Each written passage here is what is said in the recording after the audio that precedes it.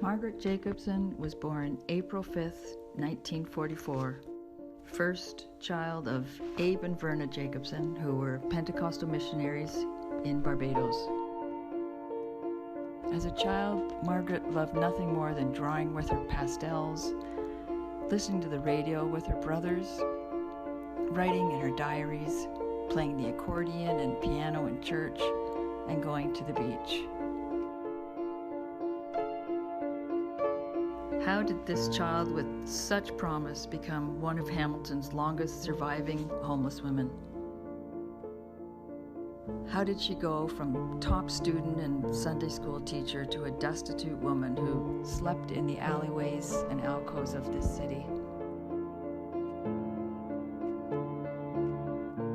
These are some of the questions I set out to answer when I wrote my book. Her Name Was Margaret, Life and Death on the Streets.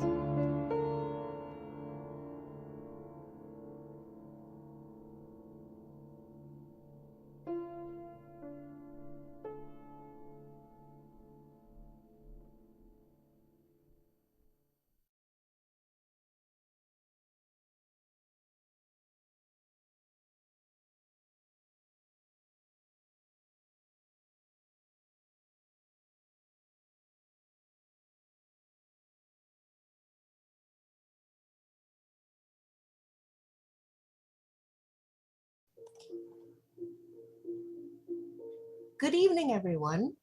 Thank you so much for coming to our online launch for Denise Davies' wonderful book, Her Name Was Margaret, A Life and Death on the Streets. My name is Noelle Allen. I'm the publisher for Woolsack and Wynn. I am the person who worked with Denise on this book, and along with everybody else at the office. And I just want to thank everybody again for coming out. We have people here from across continents, across the world, really, to come and to join us for this great event. And to take a moment here to say that this slideshow that we were watching with pictures of Margaret that Denise was voicing over has been put together by Emily Branton, and we really appreciate her work on this moving tribute. To start the evening off, I'd like to give a land acknowledgement. And I want to say about land acknowledgements because they have become fairly common, but they're really just a first step of many that we should take as a community in our journey towards reconciliation. And I encourage everyone to get to know the land that they call home.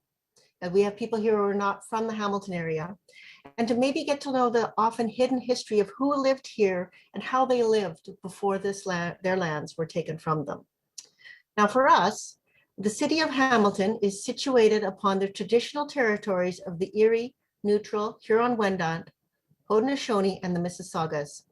This land is covered by the Dish with One Spoon Wampum Belt Covenant, which was an agreement between the Haudenosaunee and the Anishinaabe to share and care for the resources around the Great Lakes.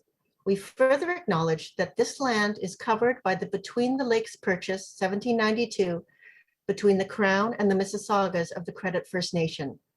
Today, the city of Hamilton is home to many Indigenous people from across Turtle Island, and we recognize that we must do more to learn about the rich history of this land so that we can better understand our role as residents, neighbors, partners, and caretakers. Also, this would not be a literary event if I did not thank the Canada Council for the Arts, the Department of Canadian Heritage, and the Ontario Arts Council for their continued support of publishing in Canada. Without the help of these bodies, we would not be able to bring out fabulous books like the one we're going to talk about today. Now we have a great evening ahead of us to celebrate the launch of this, I think, groundbreaking book. I've been honored to work with Denise on Her Name Was Margaret over the past few years as we put the finishing touches on a heartbreaking story, which is really a generous, deeply researched and respectful look at the life of Margaret Jacobson, and also a harrowing look at how our society failed her. Now, Denise has been working on this story and finding a way to bring it to the attention of people for years. And we are just happy to have been part of the last part of the journey here at the press. Now, to talk more about the book and about the process of writing it, we've asked Graham Rockingham to join us to talk with Denise in what I know will be a fascinating conversation. I'm just going to take a minute to tell you a little bit more about Denise and Graham, and then I'm going to turn the floor over to Graham.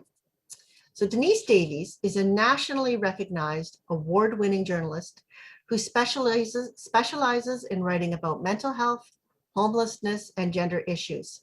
She worked at the Hamilton Spectator for 26 years and was twice honored with the Journalist of the Year Award by the Ontario Newspaper Association and as a recipient of the National Newspaper Award, several Ontario Newspaper Association awards, and 2 awards from the Registered Nurses Association of Ontario. In 1993, the Canadian Association of Journalists awarded her for co-founding the National Women in Media Conference. She is the recipient of 4 National Journalism Fellowships, which has allowed her to investigate child prostitution in Thailand, poverty in India, and the crisis in children's mental health services in Canada. She is also the founder of Purses with Margaret, which provides toiletries to homeless women, and she lives in Burlington, Ontario. A bit about Graham Rockingham. A former staff reporter and editor, Graham is now a freelance contributing columnist for The Spectator. He has an Ontario Newspaper Award for entertainment writing and has been Media Person of the Year 5 times at the Hamilton Music Awards. In 2015, he was presented with a special HMA Lifetime Achievement Award. During his 40-year career, Graham has been a reporter and editor with the Vancouver Sun, the Vancouver Province, United Press International, and of course, the Hamilton Spectator. Now I'm going to turn this over to you, Graham. Thank you, Noelle. It's a real pleasure to be here because Her Name Was Margaret is a very important book. I think if you read this book, when you read this book, it will forever change your perspective, your understanding of the homelessness situation, not only in the city of Hamilton, but across Canada. And before I hand over to Denise, I just want to tell you a little story because this book has deeply affected me as well. And I'll tell you how. Ever since the pandemic started, I've been taking long walks on the waterfront, Hamilton's waterfront trail. Early on, I discovered that someone had built, I call it a crib. It was a living space amongst several spruce trees on the trail. And it was made crafted out of old wooden planks and ragged tarpaulins. And as time went by, I learned that a woman, perhaps 40 years old, in her 40s, was living there. I thought that she'd seek shelter as winter approached, but she persevered. I became awestruck by her ability to survive in the sub-zero temperatures. Think of it, she's facing the Hamilton Harbor, the winds coming off that in sub-zero temperatures. That's her home. Okay, occasionally she would approach and ask me the time or for a handout or for a cigarette. A few conversations were short and stilted. It's not easy to chat with someone when you don't know their name or who they are. As I was reading Her Name Was Margaret, I couldn't help think of this woman, tough as she was, suffering out on the waterfront trail. I decided that the next time I saw her or she approached me, I'd ask her name. Of course, you can't just walk up and knock on the door to somebody's make-do shelter. So it took some time. This morning on my daily walk, there she was. I went up to her. I asked her how she was doing in the cold. She was okay. She's folding up her sleeping bag and preparing to go on a foraging expedition. I introduced myself. I said, my name's Graham, what's yours? She looked at me and said, what? I said, what's your name? My name's Graham. And she said, hi, Graham. My name's Connie. And a big smile came onto her face, a big smile. And she reached out with her arm and and we did for a fist bump. And I think that's the start of a long relationship.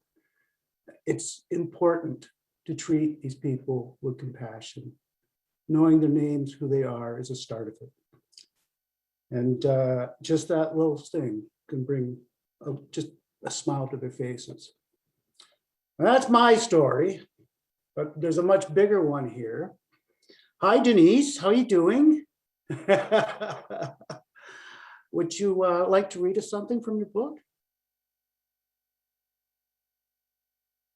Turn off your mute. Okay. There you go. Hello, everybody. I'd like to read something from the book, but I'd be remiss if I didn't thank a couple of people here. And I have to start with Noelle, of course, and the way that she has patiently and so intelligently guided me through this process. And I say patient because like I can send 10 emails a day, right, Noelle? So, Noelle, Jen Rawlinson, who designed the front and back, and it's just a beautiful, beautiful book. Ashley and Andrew, who did copy editing, like pros that they are. Brianna, for your publicity. It's really been a great experience, and I thank you all. And as Noelle mentioned, we had the help of someone named Emily Branton, and I know she's on tonight, who has been a godsend, who has designed my entire website. The button I'm wearing says End Homelessness. The newsletter some of you are getting and more of you want to sign up for, I'm sure. And so, and also I need to thank the Jacobson family. David, Margaret's brother, is with us tonight from China. Margaret's nephew, who's also named David, is also in China. And hello to them. Also, her other nephew, Brian, from Wisconsin. And I know I have friends from UK and the West Coast and Florida who are joining us as well. So thank you all, and thank you to everybody for coming. So I'm going to start with chapter 2 because it's where I met Margaret. Excuse me. I'm going to start at the second paragraph and just tell you that the background of this was that I've been writing stories on homelessness for a couple of months in the Spectator newsroom, and I felt like all my stories were full of studies and statistics, and I needed to put a face to the story. So I asked my editor, Dana Robbins, who's with us tonight, if I could spend the night at the Wesley Center, and he kindly approved that. And this is what happened. So I chose the Wesley Center's drop-in shelter, which was run by Wesley Urban Ministries, because it was the magnet for hardcore homeless people who had been on the streets the longest. They were the sickest of the sick among the homeless population, who often lived under the shadow of addiction and mental illness. They slept in doorways and cardboard boxes, in cemeteries and under bridges. Back then, the Wesley was the only shelter that would take someone who had been drinking, while other shelters had zero tolerance for drugs and alcohol. There was also no curfew, so people were free to come and go. As long as there was no violence, anyone was welcome. Most folks just wanted to sleep, and for many, their goal was to just make it through the night. I arrived at the shelter around 11 on a freezing cold night in January. The shelter was in a basement, and although it had only been open an hour, it was already full and choked with cigarette smoke. There were no beds or comfy chairs, just rickety wooden benches and tables. Neon lights glared, and the musty basement smell mingled with the aroma of cigarette smoke. It was like the smell of quiet desperation. The buzz of voices was occasionally punctuated by an angry outburst from one of the clientele. Staff tried to calm them and also offered a harsh warning that next time they'd be made to leave. No one wanted to eject a homeless person on a brutally cold night like tonight, and no one here wanted to be outside. For homeless people who had fought freezing temperatures and hunger pains all day, the Wesley was a refuge. The soup was homemade, and it was a place to grab a hot shower. The upside of no beds meant that they were safe from the diseases, overcrowding, and outbreaks that often plagued many shelters. And instead of sleeping down, however, they had to grab a few winks sitting upright in the hard benches. So I interviewed a few people, and I was looking around the room for others when I spotted a woman sitting at one of the benches smoking a cigarette. My stomach clenched when I saw how worn down she was. Her skin was gray and leathery, her hair as matted as a bird's nest, and she was rail thin. I'd been a reporter at the Spec for 9 years at that point and had interviewed many people in desperate situations. I would later visit India and Thailand on journalism fellowships and visited some of the worst slums in the world while investigating child prostitution and mass poverty. In all of my travels, I would never see anyone like the woman on the other side of the room. Many years of neglect and pain were etched into her tired face. And that's actually a picture taken by Barry Gray on the first night that I met her. Many more than she had lived, I guessed. It somehow made it so much worse that she was a woman. Hunched over and frail, she looked like an inmate from a Victorian workhouse. But this was Canada, land of opportunity, where the social safety net is supposed to prevent vulnerable people from falling through the cracks. What had happened to her? How could she have ended up in this horrific state? She had staked out her territory on one of the benches and was sitting alone. I watched as she tapped her cigarette into the dented aluminum ashtray, then put it to her cracked lips and took a long drag. A wiry-looking fellow with crazed hair wandered too close and she barked at him in a gravelly voice, just in case he had any ideas of stealing her cigarettes. Her only protection against the brutal cold was a short brown coat and thin pants. Under the table, I could see she was wearing 4-inch heels. I had to talk to her and find out her story. I guessed that she was in her 70s, and I was shocked to learn from a staffer that she was only 49. Only 9 years older than me, and yet our lives couldn't have been more different. I'd lived a privileged upbringing with an executive father who took us on great family vacations, and the closest I'd ever come to being homeless was when I was a teenager and hitchhiked out west one summer, sleeping in nice hostels along the way. It was an act of rebellion by a middle-class kid who knew she had a home to come home to. I'd never had to worry about my next meal or where I would sleep at night. In contrast, as I would soon learn, this woman had no home and no family. She literally had the clothes on her back and her precious cigarettes. While we couldn't have been more different, I felt the connection with Margaret and I knew that I could reach her. I'd spent some of my journalism career interviewing people who were challenging to talk to, people who'd been in jail or were victims of violence or had suffered a great loss. In the newsroom where Black humor reigns, my many interviews with the down and out had earned me the nickname Mistress of Misery. Black humor. Over the course of those interviews, however, I'd learned the importance of using a gentle touch to make people feel comfortable enough to talk to me. It's why social service agencies in the city had grown to trust me, and it was why Wesley staff had approved my visit there that night. Still, this woman looked to be beyond reach. Forging a connection with her would be a great challenge. I asked a staffer about her and was told her name was Margaret. I asked if she thought Margaret would speak to me.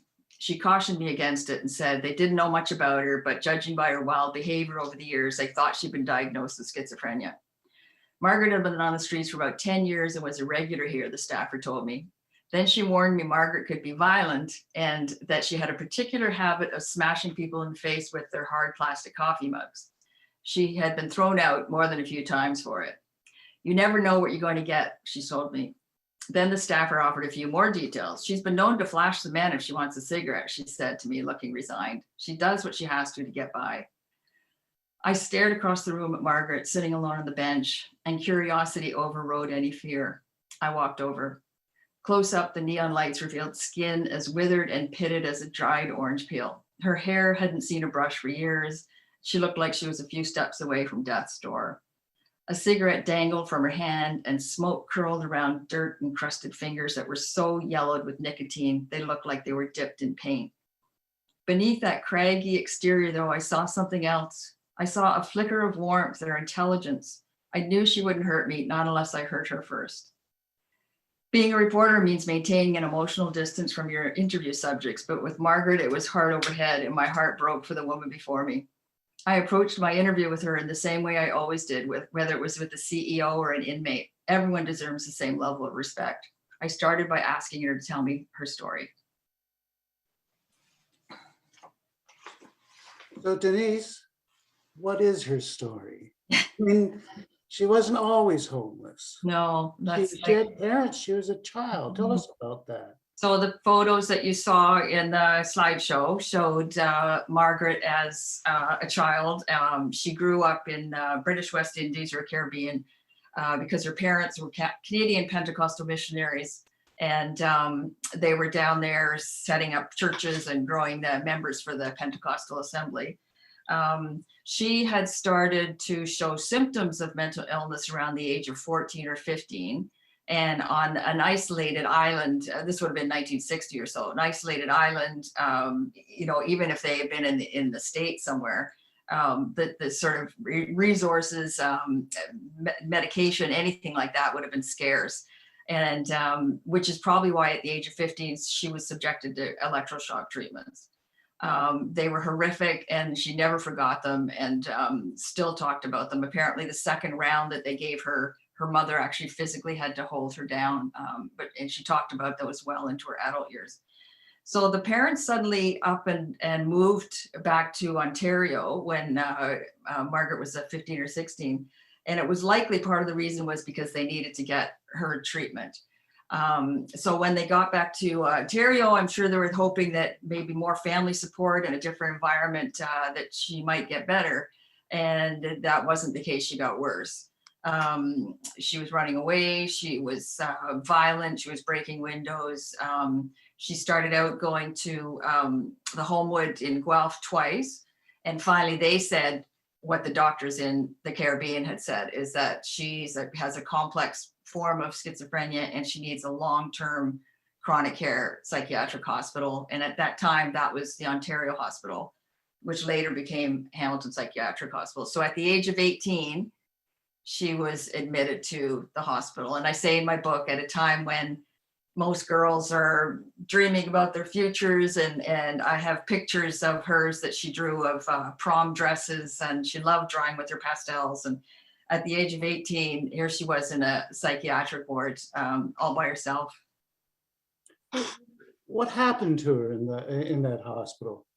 So she had the great misfortune to arrive in the hospital just when deinstitutionalization was in full swing. That meant deinstitutionalization was a two-part plan.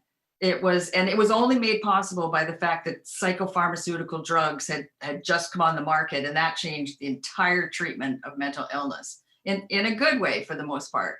But because of that, they could now start emptying psychiatric hospitals. So the two-part plan was empty the hospitals and rebuild these people's lives in the community, in homes with treatment centers, mental health clinics, day centers, caseworkers, social workers, all this, everything that was in there should have been available in the communities. And unfortunately, part two never happened. So for Margaret, what that meant is less than 2 years after she was admitted to the hospital, she was moved into her first rooming house. Now, rooming houses in Hamilton looked like any rooming house in cities across Canada, which was basically in Hamilton, 2.5-story old brick house in downtown Hamilton. They were run by operators who the vast majority knew nothing about mental illness. So what would happen is that Margaret would be admitted to one of these homes. She was given a bus ticket and told to come to the hospital every week or so for her medication to keep her symptoms at bay. And without any supports, it was totally predictable what the outcome would be, which was that she would stop going. She'd stop taking her medication. She'd start to spiral downwards. And she'd then stop coming back to the rooming house and end up on the street. And they'd get her off the street. She'd end up in a merge. They'd put her back in the hospital, patch her up, fix her up for a couple more weeks, and put her in another home. So the most shocking thing about her files was that this constant repetition of, even though she'd come back so ill that she was catatonic, she was covered in bruises and cuts. And the doctors would say when she came back repeatedly, clearly this woman cannot live on her own in the community. She's too ill. There aren't enough supports, and she should not leave the hospital. Honestly, 2 or 3 weeks later, the same doctor would be writing a report saying it's time to move her out. And I think that was just the overwhelming move for deinstitutionalization. The pressure on doctors and hospitals to move everybody is. Some would even chastise her for not being able to take care of herself. In fact, at one point, she got a social worker who I call Scott. And he was I guess it was a tough love approach, because he he would write in his report, Margaret mismanaging her funds again. She's just trying to manipulate herself to get back in the hospital. And I mean, at one point when she was, I think, 6 months pregnant, it was the middle of winter and she had nowhere to live. And she showed up, I think it was 3 days before Christmas. And I'm reading this going, that how is this manipulating? Because he would have known there were no terrible housing situation in the city.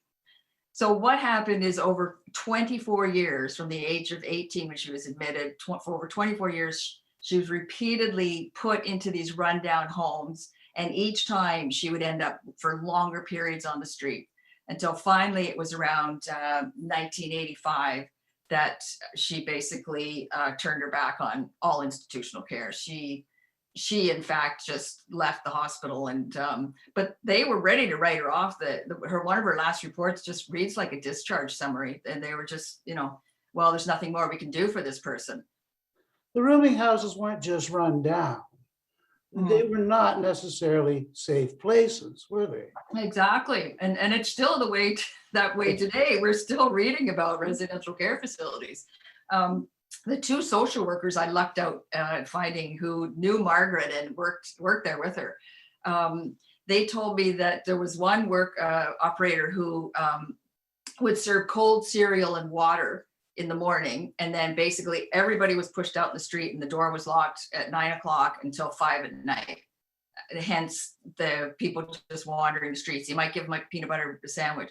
And then he lined up single beds in the living room, so they were all like touching each other. And they there was no privacy, no help with their medication, terrible food. And being a young woman, and also one with a mental illness, she was hugely at risk to being sexually assaulted. And I'm sure that happened repeatedly, because she often came back with cuts and bruises. And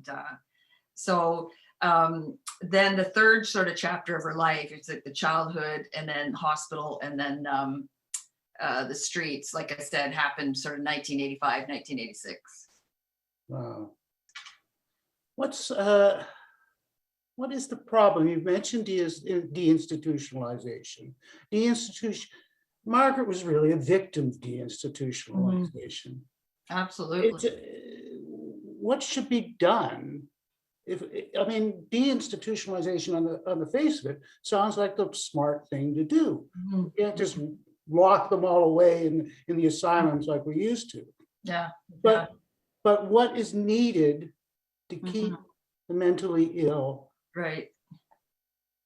from going into this cycle of homeless destruction? Yeah.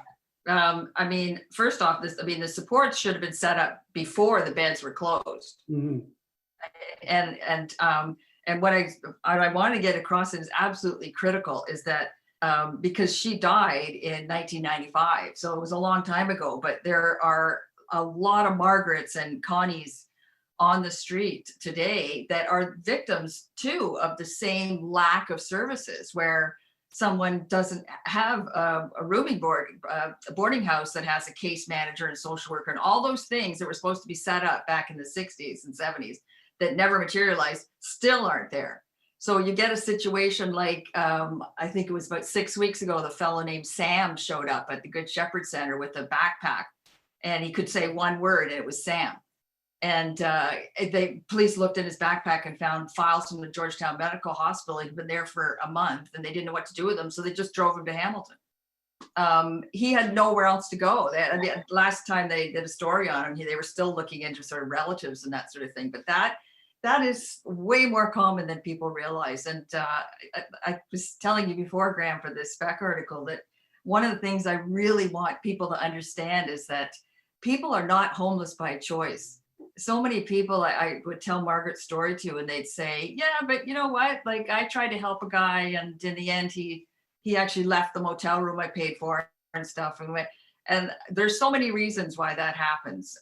But overall, it's basically those people need to have individually tailored services that will work for them. And so deinstitutionalization, I covered social services at the SPAC for, how long was it there? 26 years. And that was like that when I actually realized what had happened with that nobody had ever, no government had ever been held accountable for deinstitutionalization, that's still wreaking havoc on people's lives and our communities today. I just find that absolutely appalling. So it's not just a social problem, it's a political problem as well. Oh, it's like I said, it's a completely man-made problem. We know how to fix it, and it's just lack of political will that makes it allows it to keep going today.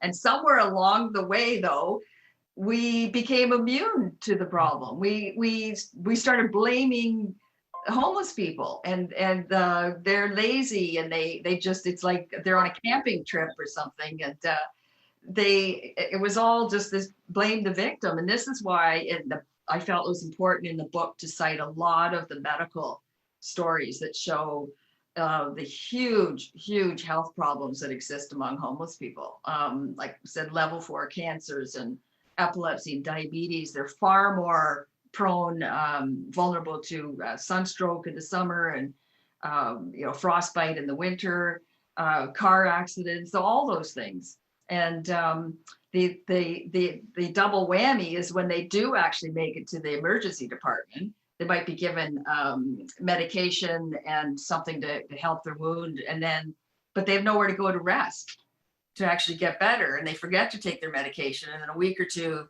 they're back in the hospital. You mentioned at least one misconception we have about the homeless, that it's their choice to be there.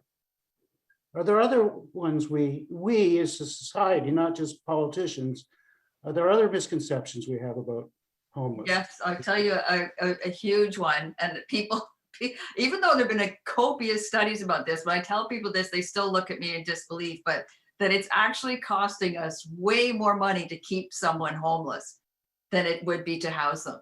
And what that is about, I must have found about 20 studies on this, and very, very in-depth ones, like out of McGill University.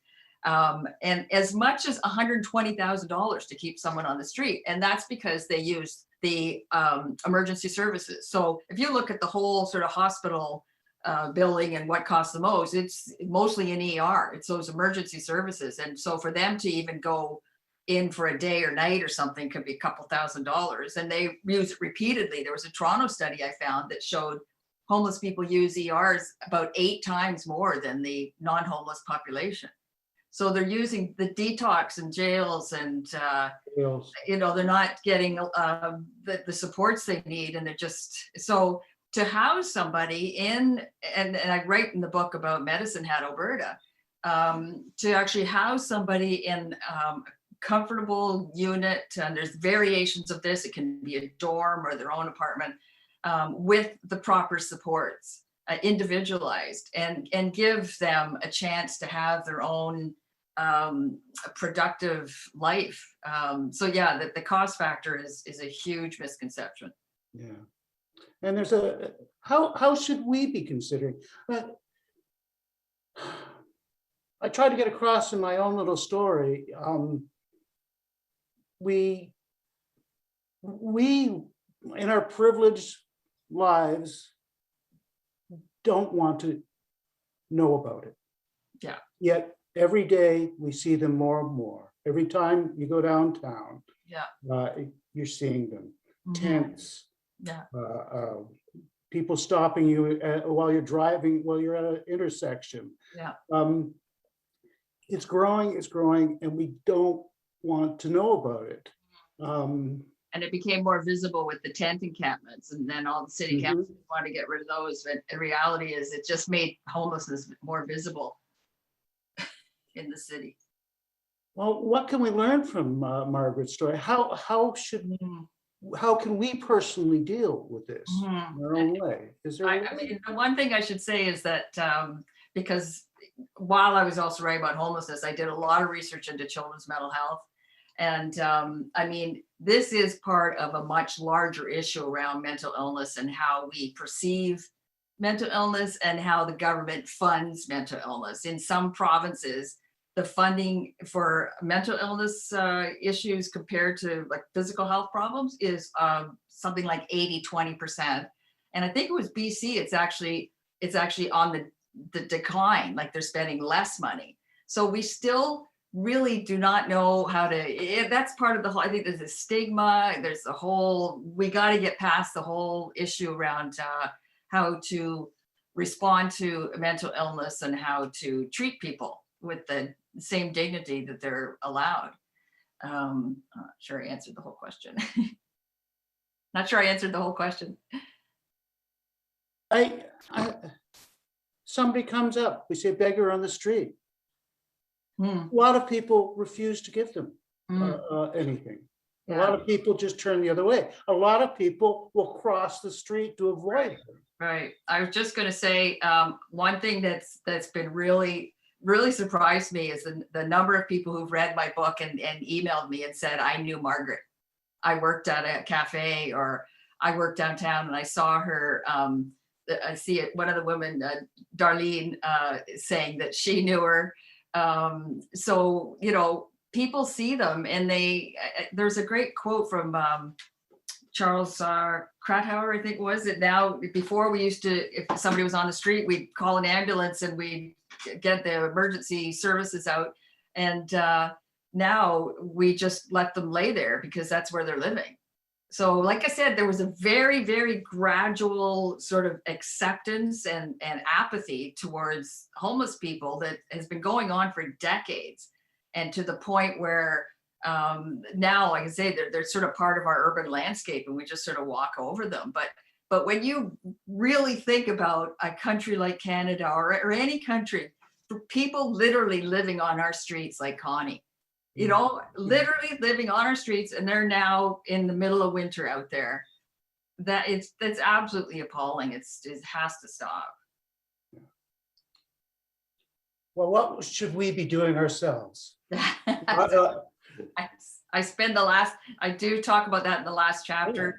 And there's there's two sort of approaches. You can do one or the other or both, but but to help, donations, whether it's, you know, donating to Good Shepherd Center, one of the services, or donating your time, or donating clothing and food and that sort of, so there's all sorts of things on that level. There's a lot of groups like Out of the Cold. I mean, a lot of them have been put on hold right now, but they're out there. But then the other part of it is activism. And I know a lot of people like Catherine Kalinowski said that, you know, it's nice to help and we're not trying to dissuade anybody from that, but that will get someone through another day, and what's going to change their life are the laws and politicians and the people in leadership roles. So what people will tell you who have been in those roles a long time is like, please contact your MP, your MPP, your city councilor, your prime minister, and just like start leaning on them. Get letter writing campaigns, just to try to make change, because they have to know that we won't tolerate this anymore. I know I want to mention Bill McKinnon because he was a just fantastic resource. I saw his name pop up, and hi, Bill. Because he offered, which I thought was a wonderful perspective on the big question of, should you give to somebody who's panhandling? And I've heard even social workers who work with homeless people say, no, you shouldn't. They might use it on drugs or alcohol, that sort of thing. But I loved Bill's perspective because he said, it's a gift. That's the same as anybody you're giving a gift to. What right do you have to tell them how to spend it?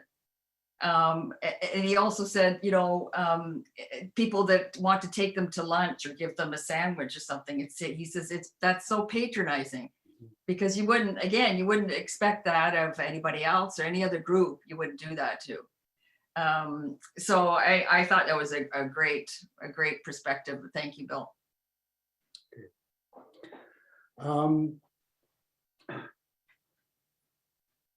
What can we learn from her story? So learning so much to learn, and for me, Margaret taught me everything I know on this. When I met her, my plan was to write about one woman's story and just like, how did this happen to this woman? And I really just thought it was one woman's story. And, the amazing thing was that, and here I'm just going to show you this is one of 4 of her medical files that 870 pages. I just thought I was looking at one woman's story. And the more I looked into it, I realized tens of thousands of people had been impacted. So that was the shocking thing for me, is that she opened this door to teach me about deinstitutionalization and attitudes towards mentally ill and lack of services for homeless people. And just again, that sort of apathy we have that this is okay for a whole segment of our population, 35,000 people a night, every night in Canada, to be sleeping outside or in alleyways and I have to say that statistic came from, I think it was the Homeless Hub, who's very, very good with statistics, probably one of the best globally. But I think it's like quadruple. 35,000 people, there's 7,000 people a night sleeping in shelters in Toronto. Mhm. I just by what I've seen and heard and those sort of statistics, I gotta think it's like 4 times that amount, because it's really a huge problem. Combine that with opioid crisis, gentrification, and the pandemic, and it's gotten definitely worse in the last year, because a lot of people are saying that they're not going to go into shelters. It's not safe. So you have that as well. So yeah, what can we learn? So much. I mean, my hope and dream is just to get the word out by telling Margaret's story. Get the story out to other people. So, because how many people say, why are there so many homeless people? Why are this does it seem to be increasing? And you're like, yes, it is, and here's why. Yeah. And probably Sam that showed up from the Georgetown Hospital 6 weeks ago, he may be homeless now. You held up a binder a minute ago, and that's an extraordinary thing. As a journalist myself for 40 years, the ability to get into somebody's medical records like that. You actually had more than 869 pages. That's right. Of documents. Yeah. How did that happen? Or can I separated it. I went to UPS and separated them with color coding at the front, just for my own good. They didn't come like this. They came in like a UPS package, but that was, when I did meet her at the Wesley, and I was so fascinated by her story, I did mention it to Margaret. I said, if I can get access to your medical files, how do you feel about that? And we had a little talk about it. She was okay. I thought there's no way this is going to happen. The next day I phoned the HPH, Health Psychiatric Hospital, and they said if she signs a Freedom of Information form, that you can have access to them. I absolutely shocked. But as I said in the book, I didn't get too excited, because it was still a matter of finding her. She's homeless. Like, she could be anywhere.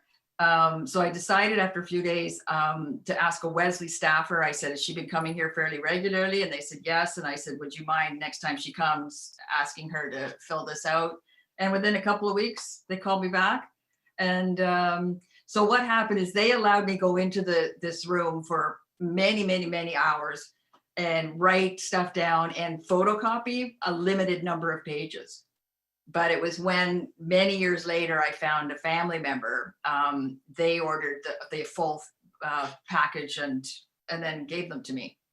And I'm speaking on behalf of David and her son and Brian right now. But I know that each one of you has said to me, Margaret was a mystery to us.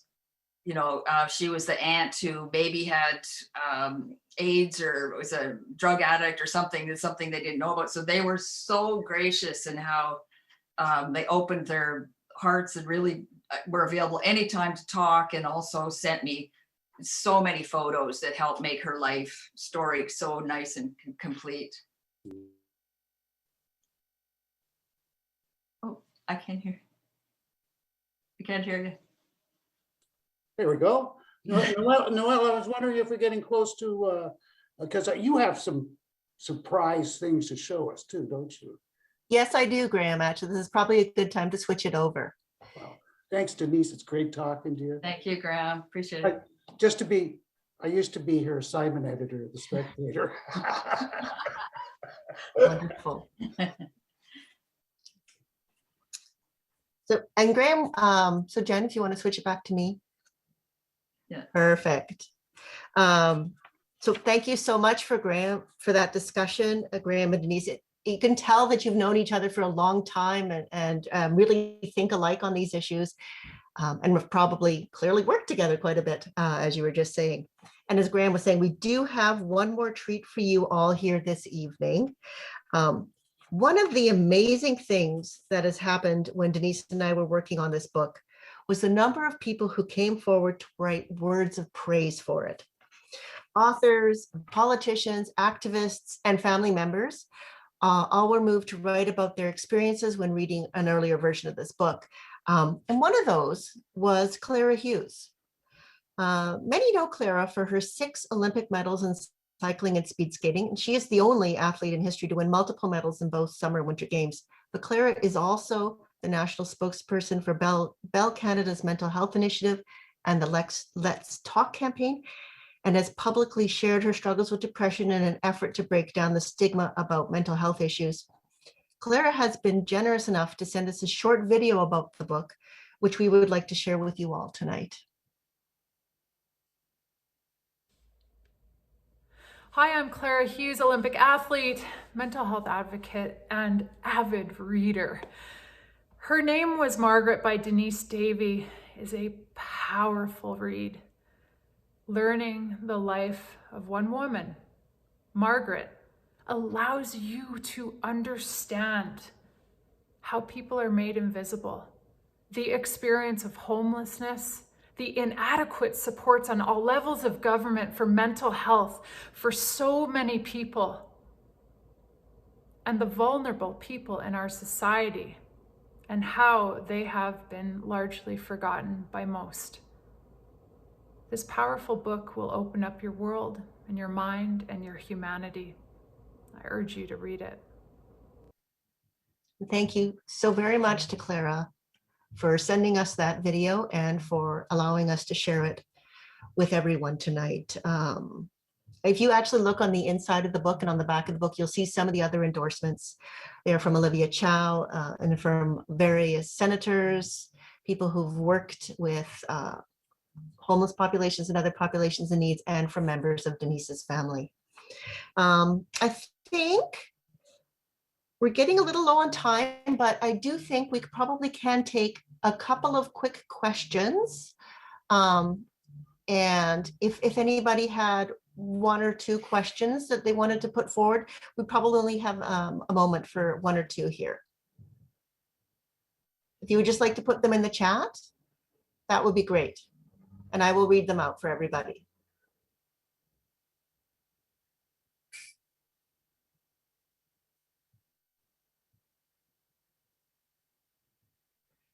Okay, this is actually a hard forum to do the questions in.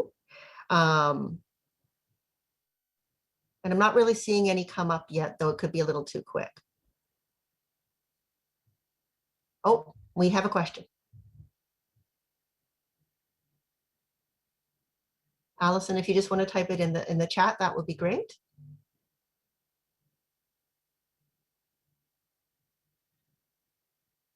So a question for Denise, if we are allowed. I know that there are some cities and even some countries that have made huge progress in reducing or even eliminating the issue of people who have been made homeless. Denise, could you say a little bit about that? Medicine Hat, Alberta has, I'm unmuted. Yep. I'm okay. Yep. Medicine Hat, Alberta has become really a national model for eliminating homelessness. They had the right people in place, and the last thing they needed was the okay from Mayor Ted Clugston. And it's interesting that he was quoted in a CBC article as saying, when they approached me and said, this is a plan, we can eliminate homelessness, he said, yeah, let's eliminate world peace while we're at it, ha ha. because he said I was that dismissive. I just thought this is not going to happen. And it was when they showed him the dollar figures about how much it's costing, 100,000 compared to maybe 24,000 to house people, when he gave them the green light and let them go ahead. And I think there was like a 7-year plan that they were trying to reach end homelessness by then, and then they did it before.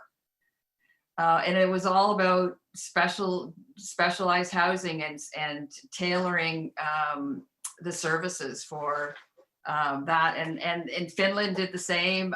Utah, I think there's actually a city in Newfoundland that did it as well. So we've got a blueprint. There's something that can be followed in cities that have shown that it's possible to do.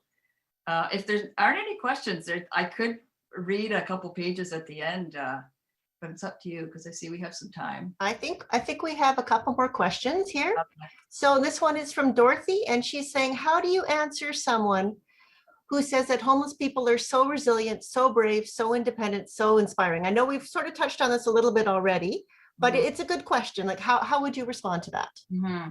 Yeah, it's I don't know if that's Dorothy Palmer, but I mean, that happens within the disability activism, disability group as well, is that we make them like, superstars and assign all these characteristics to them that make us feel comfortable. And then, we can just go on our way and just say, well, look at them, aren't they great?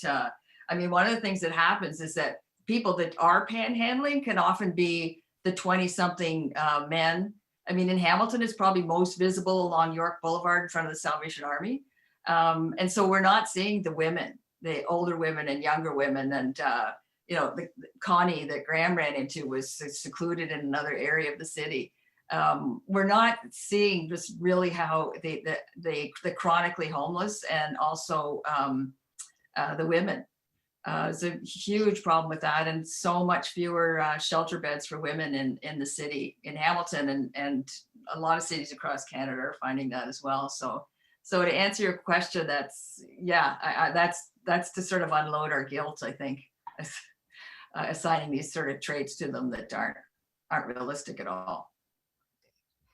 So, and I have another question here from Gary Barwin. He's like, can you comment on how the issue relates to funding for mental health outreach workers to perhaps replace or assist the police?